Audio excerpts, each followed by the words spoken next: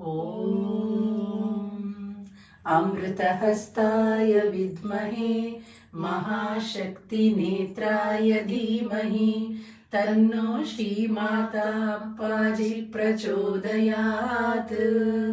ॐ सुवर्णवृष्टिं कुरु मे गृहे श्रीः, सुधान्यवृद्धिं कुरु मे गृहे श्रीः, कल्याणवृद्धिं कुरु मे गृहे श्रीः, विभूतिवृद्धिं कुरु मे गृहे श्रीः, सुवर्णवृष्टिं कुरु मे गृहे श्रीः, सुधान्यवृद्धिं कुरु मे गृहे श्रीः, कल्याणवृद्धिं कुरु मे गृहे श्रीः, विभूतिवृद्धिं कुरु मे गृहे श्रीः।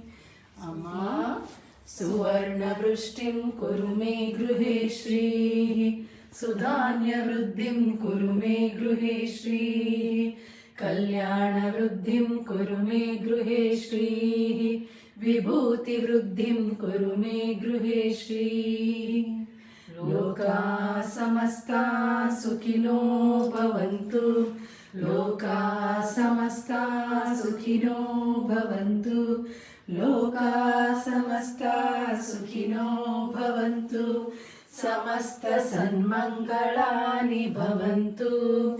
ॐ शान्ति शान्ति शान्तिः। हरिः ॐ तत्सत्। सर्वं श्री जगदम्बार्पणमस्तु, सर्वं श्री गुरुचरणार्पणमस्तु।